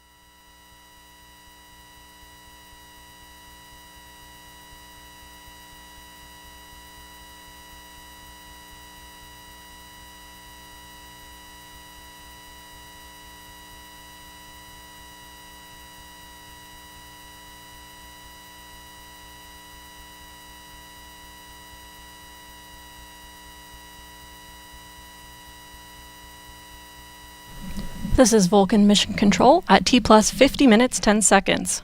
Vulcan has executed all mission events expected, and we are now approaching delivery of the Astrobotic Peregrine commercial lunar lander into a highly elliptical orbit, more than 220,000 miles above Earth to intercept the Moon. Let's return to flight commentator Rob Gannon as we approach separation. We are spinning down.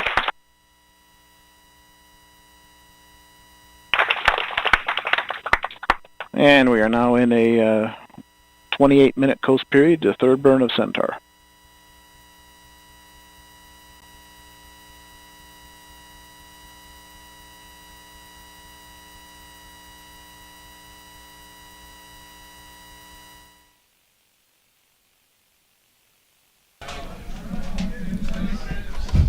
This is Vulcan Mission Control at T plus 51 minutes 6 seconds. We just heard confirmation of Peregrine spacecraft separation. I'm now back with ULA President and CEO Tori Bruno. Tori, our first Vulcan rocket just delivered its first payload to orbit. How are you feeling? Yeehaw! I am so thrilled. I can't tell you how much. Absolutely. And again, we're not completely done with the mission here today. Is there anything else that you want to share with the audience? I am so proud of this team. Oh my gosh, this has been years of hard work. So far, this has been an absolutely beautiful mission. Back to the moon and off to our next burn, where we will do our final payload deployment to that heliocentric orbit for the memorial. Our team has done such a good job. Bravo, Zulu to everyone. This is just, it's hard to describe. Yeah, absolutely. I feel that too. So again, thank you so much for joining us on our show. Congratulations, and we'll let you get back to finish the rest of the mission. Congratulations to you. Give me a hug. All right.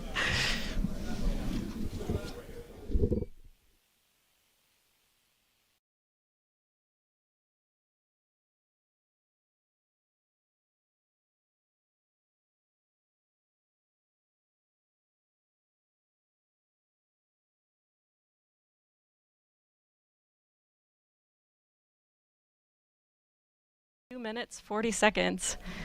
Time, we're going to pass the broadcast back to the NASA team to continue mission coverage. We'll be joining back in as we approach the final engine burn. Over to you, Megan.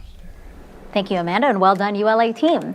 So throughout the broadcast, we have been telling you about the 5 NASA payloads that are flying on this mission. We've shown you in depth 3 of them, and now we have the final 2. So NASA's Goddard Space Flight Center has 2 payloads aboard today's flight, and one of those is the Peregrine Ion Trap Mass Spectrometer, aka PITMAS. Its job is to understand the release and movement of lunar surface volatiles like water. My name is Barbara Cohen. I am the principal investigator, or the lead of the science team, for the Peregrine Ion Trap Mass Spectrometer. PITMAS, the instrument I work on, is going to inform our understanding of the volatile cycle on the moon. That is water, carbon dioxide, methane, all sorts of fun molecules that we want to measure on the surface of the moon and in the lunar exosphere. So we are trying to learn about the water at the poles by going back to where it comes from, to the solar wind and micrometeorites that are coming in now, and understanding how much is there now, how much could be there in the future, how much was there in the past. We're interested in that atmosphere and what it's made out of, and that's what PITMAS will monitor. The reason it's so important to measure the lunar exosphere is because that is a process that's happening today that includes all of the things we're interested in for human exploration. Our Artemis program is going to the South Pole because there are resources there. If you don't have to bring your water with you, if you can use the water that's there, that saves you a lot of mass going up with your astronauts. And the 5th and final NASA payload we want to show you is the Laser Retroreflector, or LRA. It's a unique type of mirror used to measure distance, and this is why it's so critical for future missions. My name is Xiaoli Sang. I'm a LiDAR instrument scientist and also work on other laser instruments. The instrument is a laser retroreflector arrays. It's a small retroreflectors mounted on a shell, on aluminum shell, support shell. It retroreflects laser light back to where it came from. The purpose is to, number one, to have a fiducial marker, a precise fiducial marker on the lander so that we know exactly where that is on the lunar surface. It serves as a landmark for future missions if you want to go back and land it there. When you shine laser on it, and it reflects right back at you. So it doesn't matter which way you're looking at it. And so that will help us to range from orbit to the lander as it passes overhead. All right, it's now been about 55 minutes since Vulcan and Peregrine lifted off from the Space Coast of Florida. Let's get back to Olivia and the Astrobotic team as they work to confirm acquisition of signal with their spacecraft. Thanks, Megan. As you saw, we just got confirmation that the Peregrine spacecraft separated from the Vulcan rocket, and now we are waiting to establish a space-to-ground communications connection. We expect for this to take a few more minutes. This connection helps engineers in Astrobotic's Mission Control Center pass commands, receive telemetry, and determine the location of Peregrine in space. Peregrine will be utilizing NASA's Deep Space Network, or DSN, their 34-meter dishes in Australia, Spain, and California. These dishes are the same suite used to communicate with the James Webb Telescope, as well as other historic missions. So our flight director on console, Alex Van Hoven, will be calling out what is happening in Astrobotic's Mission Control Center. And now, as we look at Astrobotic's Mission Control Center, you can see the rows of our staff all monitoring the spacecraft. In the room today, we have 3 of 6. This is Mission Control Flight Director announcement. Repeat broadcast. This is Mission Control Flight Director with an announcement. The mission team is still waiting for communications with Peregrine with earliest AOS at 080905 UTC in approximate 2.5 minutes. To repeat, the mission team is still waiting for communication with Peregrine with the earliest AOS expected at 080905 UTC. And folks, that was Alex Van Hoven, our flight director on console. He is calling out UTC times, or sort of space times, and we're waiting for that acquisition of signal with the Peregrine spacecraft. Correction, earliest AOS at 0818 UTC. Earliest AOS at 0818 UTC.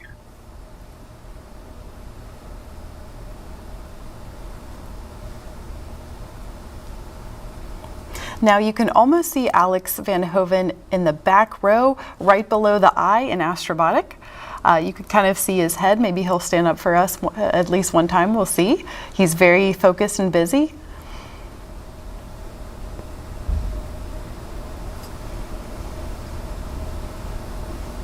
Today we have 3 of 6 flight directors on console for launch. Once we establish communications with Peregrine and the spacecraft officially begins its journey towards the moon, the flight directors will work in shifts so there is always one present in mission control.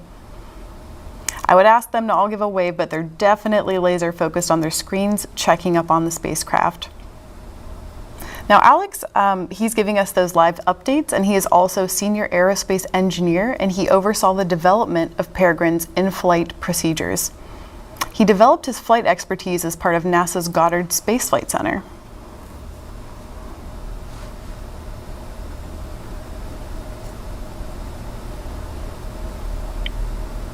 Broadcast, Mission Control Flight Director announcement. I repeat, broadcast, Mission Control Flight Director announcement. At this time, Astrobotic has confirmed that we have established communications with Peregrine, and we are now receiving live telemetry. I repeat, we have just established communications with DSN and can confirm that we are receiving telemetry from the satellite.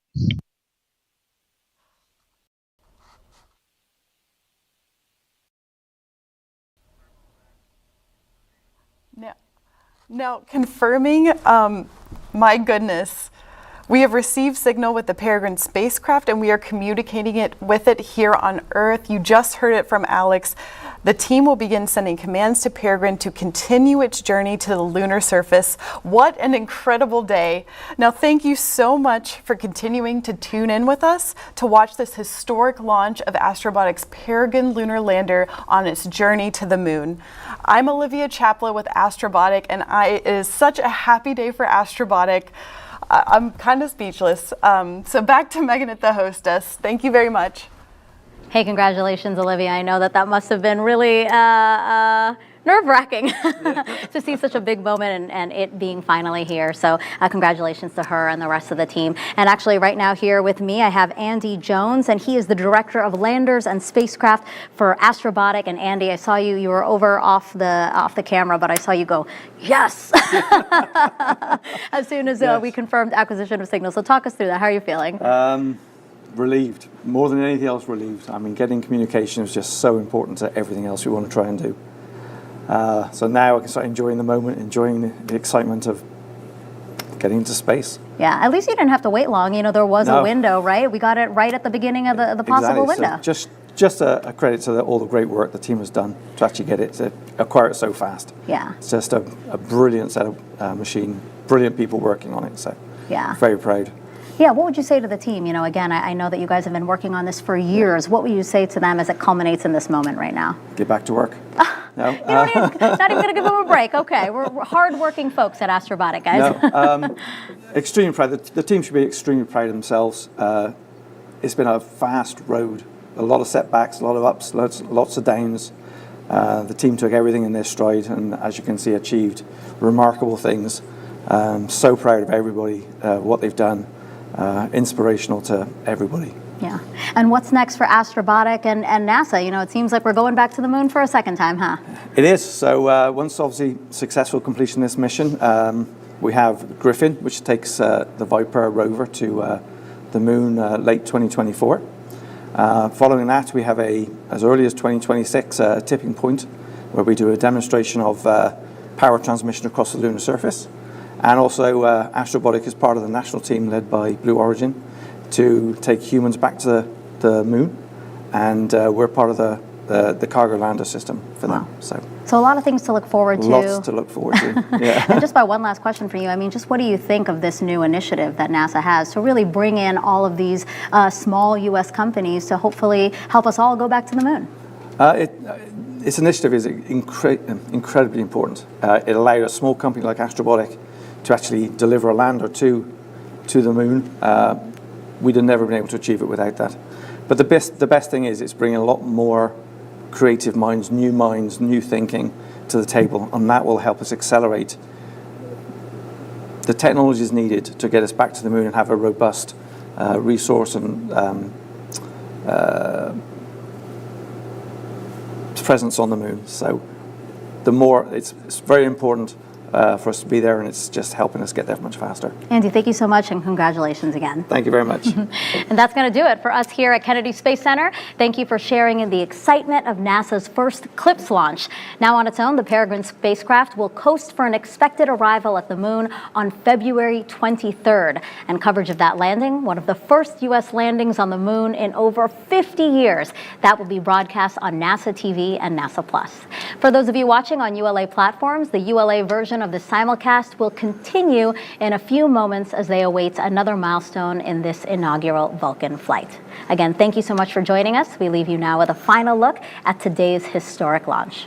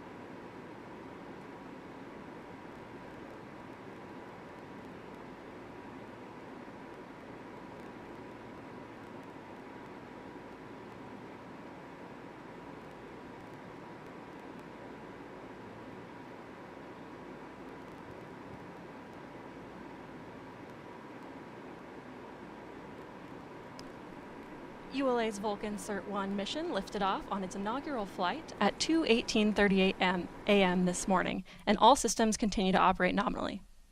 Our next mission event is the third main engine burn, which will carry the Celestis Memorial spaceflight payload to deep space. While we wait, let's learn more about this special payload. One of the most incredible commemorative memorials in human history had its origin in a promise. As the rocket carrying the ashes of Star Trek creator Gene Roddenberry and others soared into the heavens, Gene's wife, actress Majel Barrett, Nurse Chapel and the voice of the Enterprise computer, asked Celestis chairman Charles Chafer to promise that when her time comes, part of her and Gene would fly together. Soon, that promise will be fulfilled. Gene, Majel, James Scotty Doohan, Michelle Nichols, and DeForest Kelley, along with living DNA from Rod Roddenberry, son of Gene and Majel, will fly on the most ambitious and inspirational mission Celestis has ever mounted. The Celestis Enterprise Memorial Spaceflight will carry the Star Trek royalty, along with ashes and DNA of more than 260 participants on a mission to deep space. On board the Celestis spacecraft, precision-machined, spaceflight certified, personally engraved flight capsules will reach deep space on a rocket named Vulcan. After releasing its robotic payload towards the moon, Vulcan's Centaur 5 stage will fire, sending this unique Celestis emissary on an endless journey more than 100 million miles from Earth. Enterprise will orbit the Sun forever, carrying its spacefaring payload for billions of miles through interplanetary space. Families of Enterprise flight participants will be attending the Florida launch as VIP guests, celebrating the ultimate memorial service as their loved ones' capsules lift off from Cape Canaveral Space Force Station.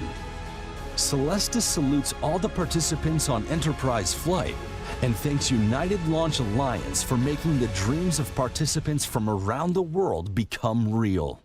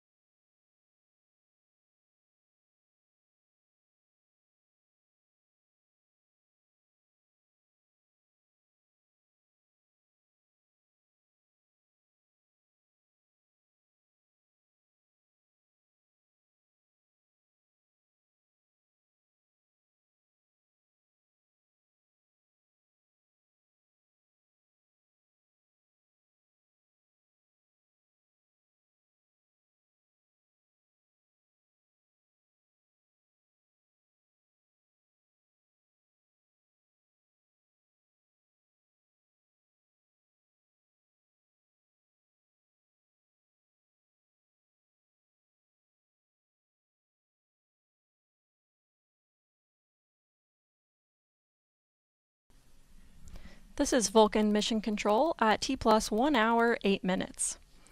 The Vulcan rocket we saw today has a distinctive look. Here is a behind-the-scenes view at how this was accomplished.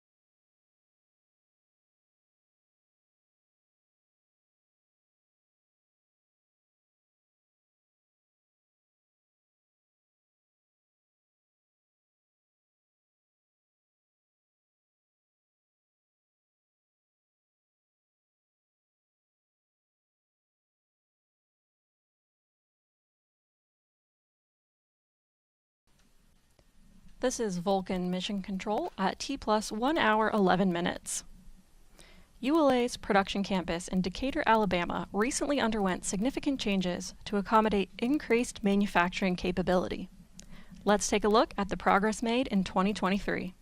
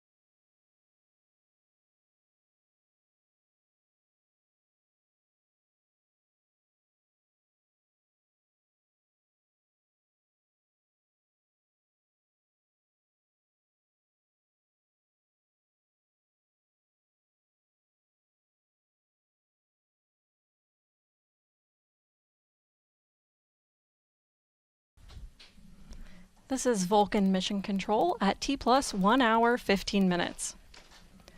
Along with meeting numerous milestones towards the first launch of the Vulcan rocket, ULA continued to launch Atlas and Delta rockets this year. Let's take a look back at those liftoffs.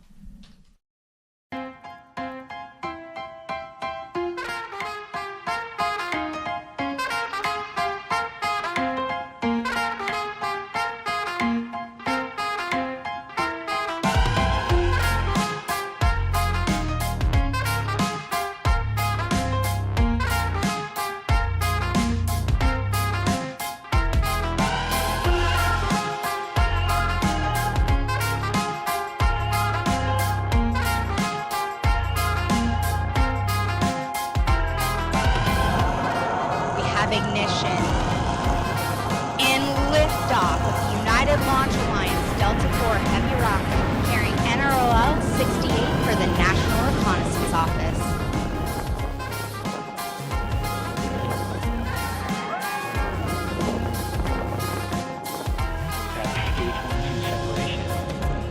have ignition. 2, 1. And liftoff of the United Launch Alliance Atlas V rocket, carrying Silent Barker NROL 107 for the National Reconnaissance Office and the United States Space Force.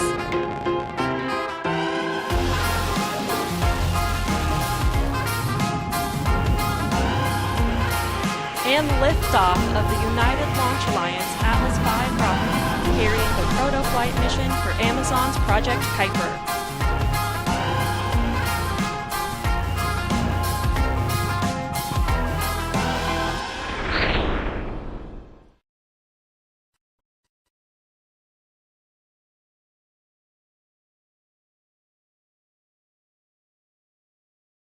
LH2 pre-start.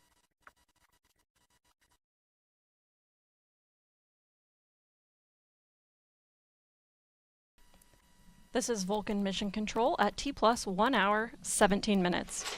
We're coming up on our next mission events. Let's listen in as we approach the third and final engine burn. LO2 pre-start.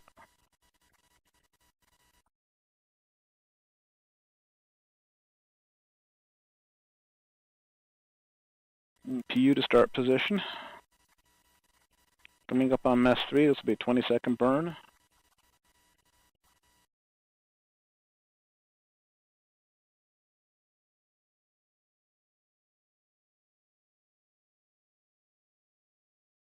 Ignition, full thrust. Both engines are up and running. We've now achieved Earth escape. Coming up on cutoff.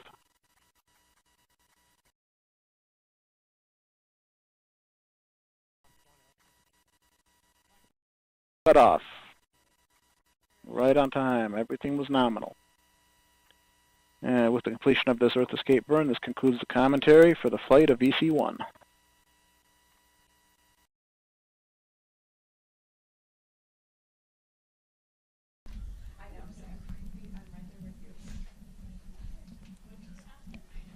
This is Vulcan Mission Control at T plus 1 hour, 19 minutes.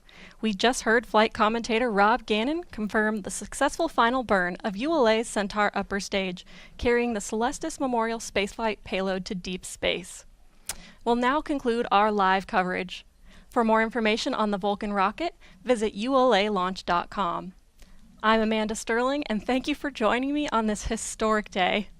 Before we sign off, let's take another look at the inaugural Vulcan rocket lifting off the pad for the first time.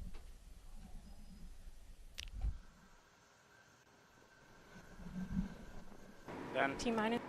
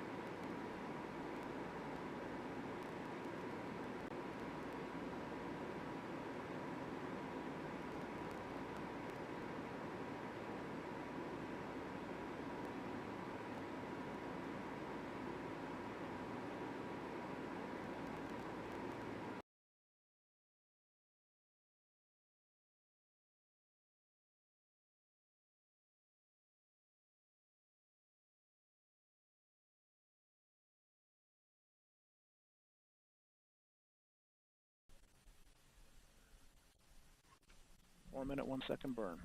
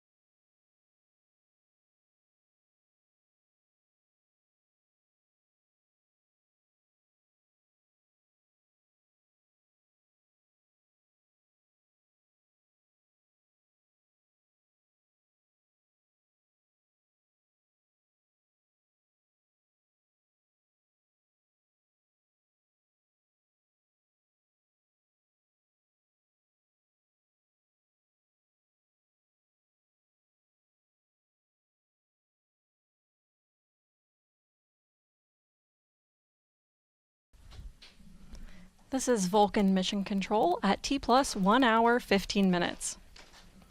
Along with meeting numerous milestones towards the first launch of the Vulcan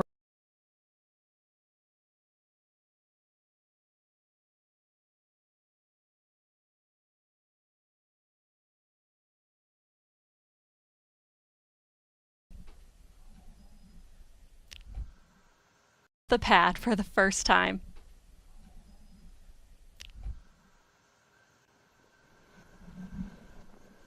T minus 10, 9, 8, 7, 6, 5, 4, 3. We have ignition. And liftoff of the first United Launch Alliance Vulcan rocket, launching a new era in spaceflight to the moon and beyond. Engines operating normally. 2 good SRBs, hitting peak pressure on the SRBs. Everything looking good.